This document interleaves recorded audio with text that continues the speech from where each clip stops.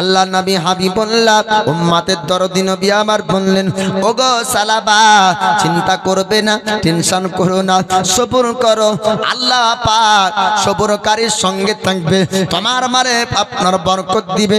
সালাবা বিন হাতিব বললেন, হুজুর আমার জন্য একটু দোয়া করুন, আমার জন্য একটু দোয়া করুন।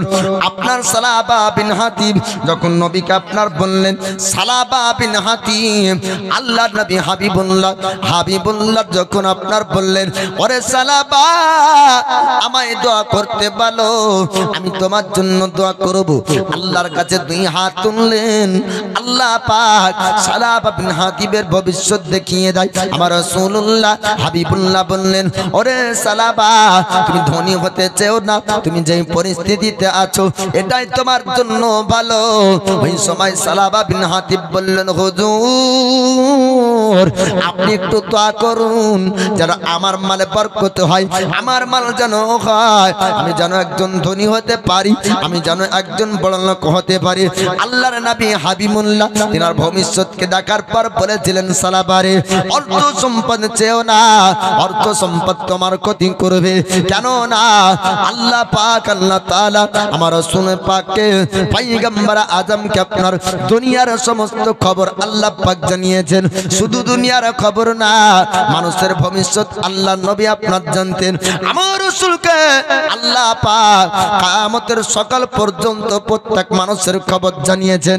সিয়াসিতা হাদিসের মধ্যে আমার রাসূলুল্লাহ হাবিবুল্লাহ তিনি আপনার জানিয়ে দেন, আল্লাহ পাক আল্লাহ তাআলা কিয়ামত পর্যন্ত পৃথিবীর যতজন ব্যক্তি আপনার জান্নাতি হবে তাদের নাম ও পরিচয় আল্লাহ পাক আমার ডান হাতের তালুতে দিয়েছে। জোরে বলুন সুবহানাল্লাহ। আমার দয়ার নবীজি তিনি আপনার বলেছেন, কিয়ামতের সকাল পর্যন্ত যতজন ব্যক্তি আপনার জাহান্নামী হবে তাদের নাম ও পরিচয় আল্লাহ পাক আমার বাম হাতের তালুতে আপনার দিয়েছেন। ও নবীজি বলতেছেন, ওরে সালাবা বিন হাতিব শুনে নাও, তুমি যদি অর্থ সম্পদ চাও, যদি বড় লোক হতে চাও, তোমার ভবিষ্যৎটা আপনার খারাপই হবে। সালাবা বিন হাতিব বললেন, হুজুর তবু আপনি দোয়া করুন, আমি এমন একটা গরিব ব্যক্তি যার পোশাক নাই, যে পোশাক পরিধান করতে পারে না, দ্বিতীয় পোশাক নাই, যে বিবিকে আলাদা করে নামাজ পড়াতে পারে। আল্লাহ নবী হাবিবুল্লাহ আবার হাত দুখানা উত্তোলন করলেন, সালাবা বিন হাতিবের আপনার ভবিষ্যৎ দেখতে পাই। আল্লাহ নবী বললেন, সালাবা যদি তুমি বড় লোক হয়ে যাও তোমার ভবিষ্যৎ খারাপই হবে। তবুও সালাবা বিন হাতিব তিনি আপনার বলেছিলেন, ওগো নবীজি আপনি দোয়া করুন যেন আমার মালে বরকত হয়। আমার নবী দোয়া করলেন, আল্লাহ পাক আল্লাহ তাআলা নবীগণের দোয়াকে কারেন্টের বিদ্যুতের আগে কবুল করে। আমার নবী দোয়া করলেন, দোয়া কবুল হয়ে যায়।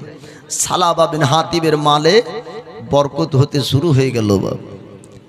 সাহাবীরা আপনার লক্ষ্য করে দেখেন, সালাবা বিন হাতিব আস্তে আস্তে নামাজ ছেড়ে দেয়। বকরি চড়া আপনার ময়দানে জোহরে নামাজ পড়তে আসে না, আসরে নামাজ পড়তে আসে না, মাগরিব কাজা হয়ে যায়, ঈশা আপনার কাজা হয়ে যায়। সাহাবীরা আপনার আসার পরে বললেন, হুজুর সালাবা বিন হাতিব এক ওয়াক্তের নামাজ পড়তে আসে না। আল্লাহর নবী হাবিবুল্লাহ তিনি আপনার বললেন, ওগো আমার সাহাবীরা তোমরা শোনো, আমি রাসূল আমি নবী তার ভবিষ্যৎ দেখেছি। অর্থ সম্পদ পাওয়ার পরে সে ব্যক্তি আমল ইবাদতকে ছেড়ে দিবে। আল্লাহ পাক আল্লাহ তাআলা যখন আপনার যাকাতের আয়াত অবতীর্ণ করলেন, আল্লাহ পাক বলেন, হাবিব আপনি জগৎবাসীকে জানিয়ে দেন আমি আল্লাহ মালিকের নিসাবের উপর যাকাত ফরজ করেছি। তারা ধনী ব্যক্তি হবে, তাদেরকে যাকাত দিতে হবে। ওই সময়তে সালাবা বিন হাতিবের কাছে আমার দয়ার নবী মায়ার নবী সাহাবীদেরকে আপনার পাঠালেন। সাহাবীরা যাওয়ার পর আপনারও ব্যক্তিদের কাছে আপনার সালাবা বিন হাতিবের কাছে পৌঁছালেন। সালাবা বিন হাতিবকে সাহাবীরা বললেন, ওরে সালাবা আজকে তুমি মালিকের নিসাব হয়েছো, আজকে তুমি ধনী ব্যক্তি হয়েছো, তোমার নিকটে অনেক অর্থ এসেছে, আর তোমার উপর যাকাত ফরজ হয়েছে, তোমাকে যাকাত দিতে হবে। ওই সময় সালাবা বিন হাতিব বলেছিলেন, আমি যাকাত মানি না, আমি যাকাতকে অস্বীকার করব না। আল্লাহ নবী হাবিবুল্লাহ সাহাবীরা আপনার চলে আসেন।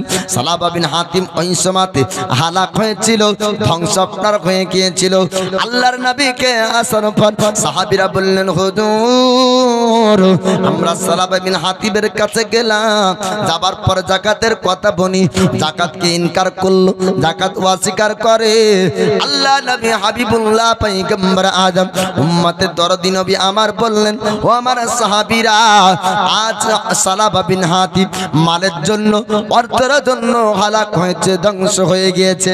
আমার রাসূলুল্লাহ আল্লাহর পয়গম্বর হাবিবুল্লাহ তিনি আপনার বলেছেন, আমার উম্মতের মধ্যে সব থেকে বড় ফিতনা হবে তাদের মা।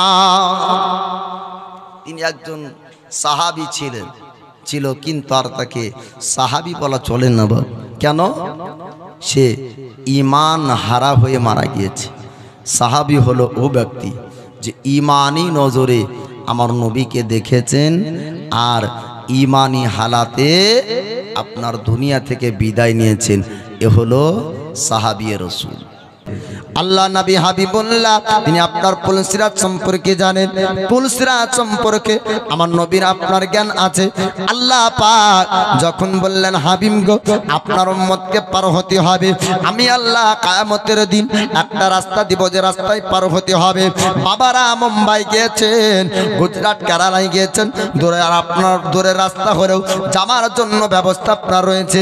হাওয়ায় জাহাজ আছে, হেলিকপ্টার আপনার আছে, ট্রেন আপনার আছে, বাস আছে, কিন্তু না না, পুলসিরাতের রাস্তায় কোন আপনার গাড়ি থাকবে না।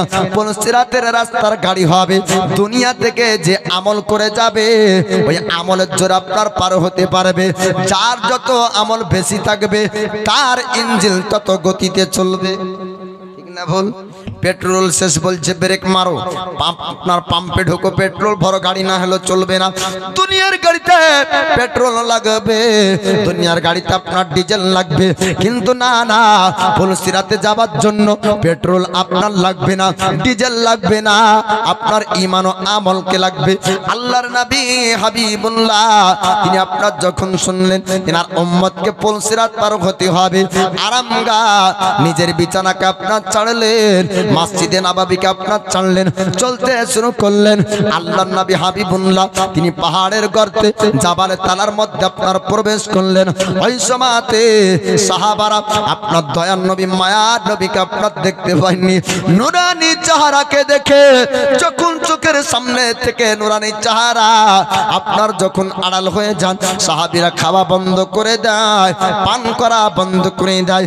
তখন সাহাবীরা মক্কা রাস্তায় আপনার রওনা হয়। সাহাবীরা আপনার দেখতে থাকেন, কোথায় গেলে আমরা নবী পাবো। যতক্ষণ না নবী পাবে অতক্ষণ পর্যন্ত আপনার খাবার খাবেন না, অতক্ষণ পান করবেন না। সাহাবীদের শরীর আপনার দুর্বল হয়ে পড়ে।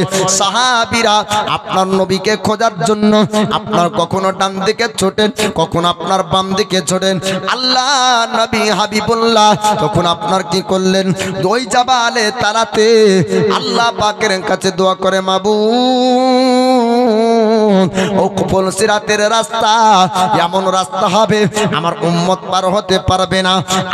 আমি আমার উম্মতকে নিজ হাতে পার করাতে চাই, আমার উম্মতকে আমি পার করাবো। ওই সময়তে আল্লাহ পাকের কাছে আপনার দোয়া করে। ওই সময়তে সাহাবারা আপনার ছোটাছুটি করে। একজন বিখ্যাত সাহাবী নাম তার আবু হুরায়রা। আবু হুরায়রা আপনার চলতে শুরু করলেন। খোলা আকাশের নিচে আপনার পাহাড়ের নিকটবর্তী জায়গাতে আপনার বকরি চড়াই একজন রাখাল, ছাগল চড়াই একটি রাখাল। ওই রাখালকে যাওয়ার পর জিজ্ঞাসা করে, রাখাল রে আমার নবী দেখেছিস বল? ওই সময় রাখাল বলেছিল, না না, আরে তুমি নবী বলো, তোমাদের নবী সম্পর্কে আমার জানা নাই, আমরা তোমার নবী চিনি না। ওই সময় আবু হুরায়রা বলে, রাখাল রে আমাদের নবী হলো উত্তম, আপনার উত্তম চেহারার অধিকারী। আমাদের নবীর চেহারাতে নূর চমকায়, আমাদের নবীর চেহারার সঙ্গে সাধারণ মানুষের চেহারার মিল হবে না। জোরে বলুন সুবহানাল্লাহ। রাখাল রে আমাদের নবীর যদি তুই পরিচয় জানিস একটু বল। রাখাল বলেছিল ওই সময় আবু হুরায়রা গর্তের মধ্যে একজন ব্যক্তি কান্না করে, আর কান্নার আওয়াজটা যখন ভেসে আসে আমার বকরি ছাগলগুলা পর্যন্ত জমিনের ঘাস খাওয়া বন্ধ করে দেয়। জঙ্গলের পশুরা যখন কান্নার আওয়াজ শুনে তারা চড়াই বন্ধ করে দেয়। শুধু তাই না যখন কান্নার আওয়াজ আসে আমি চিন্তা করে দেখলাম অন্তরে তার অনেক দুঃখ ব্যথা নিয়ে কান্না করে। ওই সময়তে আল্লাহ নবী হাবিবুল্লাহ তিনি আপনার কান্না করেন। রাখাল কান্না শুনে বকরি যখন কান্না শুনতো তার চোখ দিয়ে পর্যন্ত পানি ঝরতো। জোরে বলুন সুবহানাল্লাহ। আমরা চিন্তা ভাবনা করি যে নবীকে আমাদের জন্যই খালো পাঠিয়েছেন, না না, মানুষের জন্য খালি না, আল্লাহ পাক আল্লাহ তাআলা 18,000 মাখলুকাতের জন্য, উম্মাতের জন্য এবং 18,000 মাখলুকাতের জন্য রহমতি পয়গম্বর রহমাতাল লিল আলামিন নবীকে আল্লাহ পাক পাঠিয়েছেন। আল্লাহ পাকের পবিত্র কালাম আপনার কোরআনের মধ্যে আল্লাহ জানিয়ে দেন ওমা আরসালনাকা ইল্লা রাহমাতাল লিল আলামিন। আল্লাহ পাক কোরআনের মধ্যে জানিয়ে দেন হাবিবকে আপনাকে পৃথিবীর জমিনে পাঠাতাম না, হ্যাঁ যদি পাঠিয়েছি রহমাতাল লিল আলামিন করে পাঠিয়েছি। জোরে বলুন সুবহানাল্লাহ। এই পৃথিবীর জন্য আল্লাহ আমার নবীকে রহমত বানিয়েছেন, আর পরকালের জন্য আপনার হাসরের ময়দানের জন্য আমার নবীকে আল্লাহ পাক রহমতের নবী বানিয়েছে। দয়ার নবী মায়ার নবীকে আল্লাহ রহমতের নবী বানিয়েছে। আল্লাহ পাক রহমতের পয়গম্বর পাঠিয়েছেন। যখন উম্মতের জন্য নবী কাঁদেন তো নবীর কান্না শুনে ছাগলের চোখ দিয়ে পানি ঝরে। বলুন সুবহানাল্লাহ। ছাগল নবী চিনহে, বাঘ নবী চিনে, হরিণ নবী চিনহে, গাছ নবী চিনহে, পাহাড় নবী চিনহে, নক্ষত্র নবী চিনহে, চাঁদ নবী চিনহে। আপনার আমার বিবেক যেখানে হার মানে আল্লাহর কুদরত সেখান থেকে শুরু হয়। বলুন সুবহানাল্লাহ। আপনার বিবেক আপনার বলবে, আমার বিবেক আপনার বলবে যে আপনার চাঁদ দুটুকরো হয় না, নবীর আঙ্গুলের দ্বারা চাঁদ দুটুকরো হয়ে যায়। আপনার বিবেক বলবে ডুবে যদি যায় সূর্য আর উঠবে না, কিন্তু না না, আমার রাসূলুল্লাহ যখন ইশারা করে ডুবা সূর্য আপনার উঠে যায়। আল্লাহ নবী হাবিবুল্লাহ আপনার ইশারা করেন তো আপনার বনের হরিণ কথা বলে, আল্লাহ নবী ইশারা করে গাছ কথা বলে, আল্লাহ নবী ইশারা আপনার করেন আপনার শুকনো গাছের ডাল নবীর নামে দরুদ পড়ে। জোরে বলুন সুবহানাল্লাহ। আপনার আমার বিবেক বলবে মৌমাছি গুনগুন আওয়াজ দিতে পারে, মৌমাছি কথা বলতে পারে না, কিন্তু না না, আমার নবী বলে মৌমাছি রে তোর মধু কেন এত সুস্বাদু হয় বল।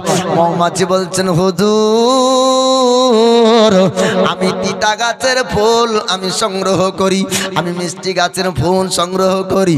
হুজুর গো আমার মধু অত মিষ্টি হয় না, হয় না, কতক্ষণ মিষ্টি হয় না যতক্ষণ না আপনার নামে দরুদ পড়ি। সুবহানাল্লাহ সুবহানাল্লাহ। ইয়া রাসূলুল্লাহ ইয়া হাবিবাল্লাহ যখন আপনার নামে দরুদ পড়ে দিই আমার চাকের মধুতে মিষ্টি ধরে যায়। বলার উদ্দেশ্য বাবা আল্লাহ নবী হাবিবুল্লাহকে খালি মানুষের জন্য আল্লাহ পাক পৃথিবীর জমিন আপনার পাঠাননি। ছাগলের জন্য আল্লাহর নবী, চতুষ্পার জানোয়ারের জন্য আমার নবী রহমত, জিনের জন্য রহমত, ইনসানের জন্য আপনার রহমত, রহমত গাছপালার জন্য আপনার রহমত। রাখাল বলে আবু হুরায়রা যখন ওই কান্নার আওয়াজ আসে বকরি ঘাস খাওয়া বন্ধ করে দেয়, তার চোখ দিয়েও পানি ঝরে যায়। রাখালের কথা শোনার পর আবু হুরায়রা বলে রাখাল রে কোন জায়গা থেকে কান্নার আওয়াজটা আসে আমি একটু দেখতে চাই, আমাকে একটু তুই দেখিয়ে দে। ওই সময় আপনার বলে যান ওই পাহাড়ের গর্তে একজন ব্যক্তি কান্না করে, মানে তার অনেক মনে হয় দুঃখ। আল্লাহ নবী হাবিবুল্লাহ উম্মতের জন্য কাঁদেন আল্লাহ পাকের কাছে, উম্মতকে নবীর হাওয়ালে নবী পেতে চান। আবু হুরায়রা যাওয়ার পরে বলছেন হুজুর হুজুর আপনি বের হয়ে আসুন, আপনার সাহাবীকে বাঁচানো সম্ভব হবে না। আল্লাহর নবী হাবিবুল্লাহ ওই সময় আপনার বলেছিলেন, আবু হুরায়রা বাড়ির দিকে চলে যাও, কেননা আমি বের হব না কিয়ামতের সকাল পর্যন্ত। আমার যত উম্মত উম্মাতিরা আসবে, আমি নবী আল্লাহর কাছ থেকে আমার উম্মত উম্মাতিকে আমার হাওয়ালে চাইব। আমার আল্লাহ আমার উম্মত উম্মাতিকে আমাকে দিয়ে দিবে। আমি নবী নিজ হাতে কাল কিয়ামতের দিন পুলসিরাত পার করাবো। জোরে বলুন সুবহানাল্লাহ। আমার নবী বলছেন, আবু হুরায়রা রে বাড়ি চলে যাও, আমার উম্মতকে আমি নবী পার করাবো। আমি আল্লাহর কাছ থেকে আমার উম্মতকে চাইবো।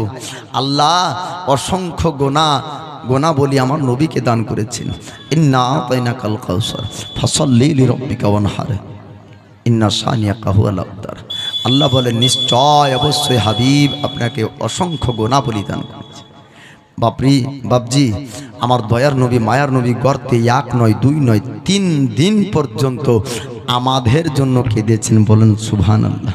সুবহানাল্লাহ। জন্য এক রাত্রি জাগতে পারবেন না বাপ। আমরা ও নবীর উম্মত না।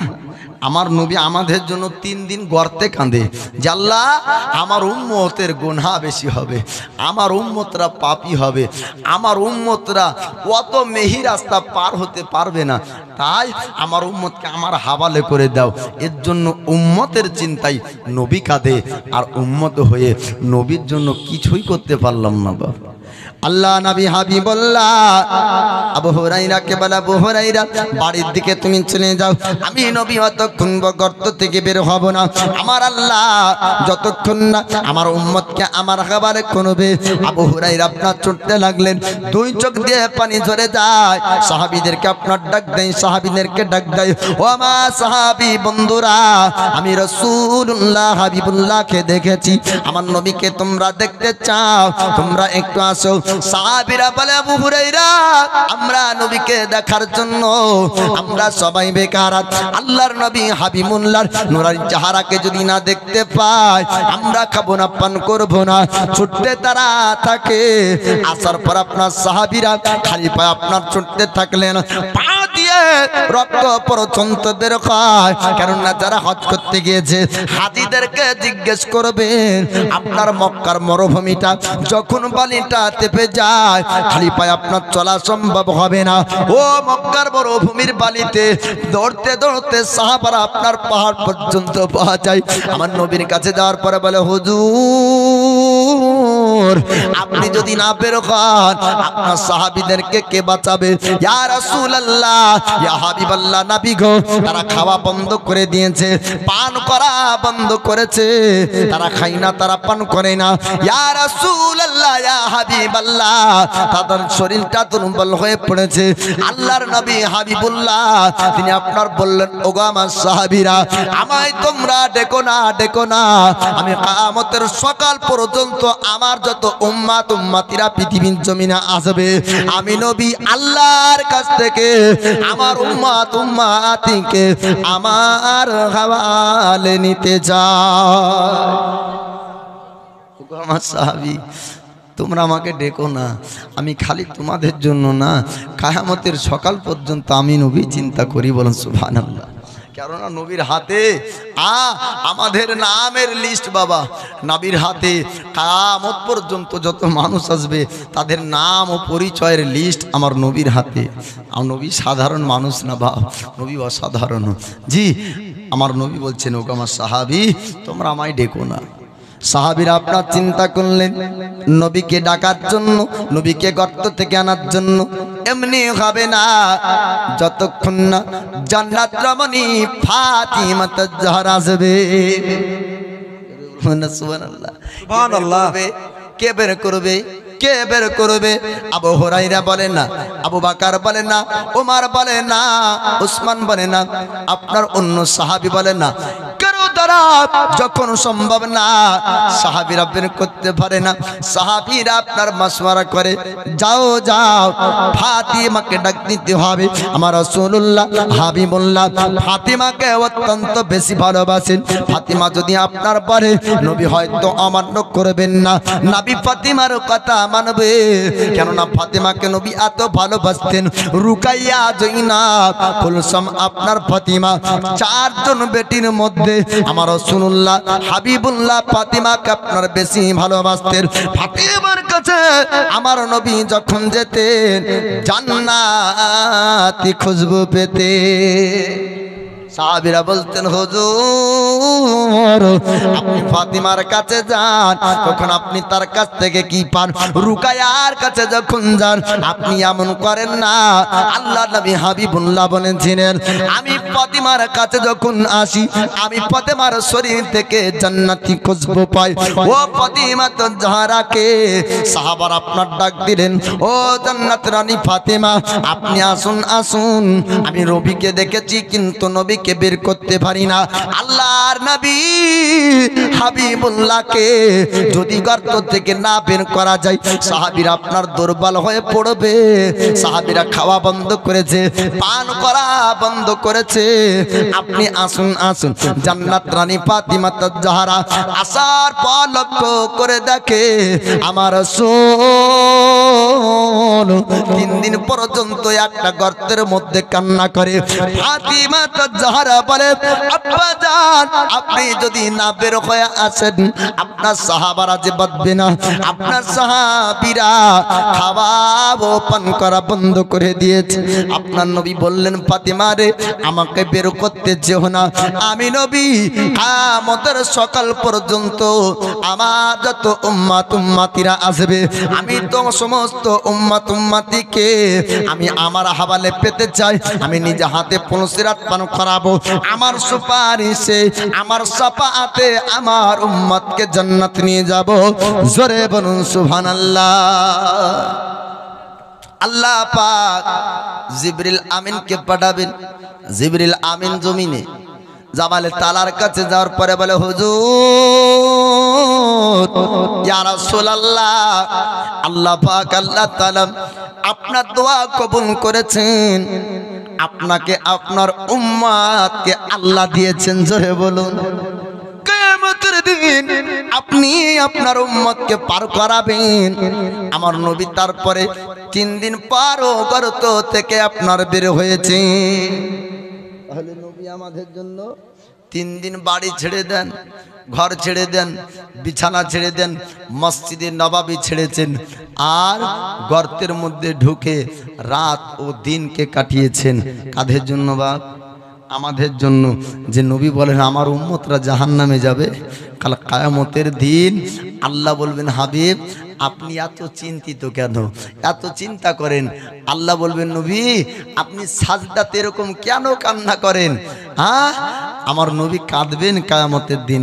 আল্লাহ বলবেন, হাবিব আপনি কাঁদিয়েন না, আপনি চুপ করুন, আপনি উঠুন, সিজদা থেকে মাথা তুলুন, বলেন আপনি কি বলতে চান।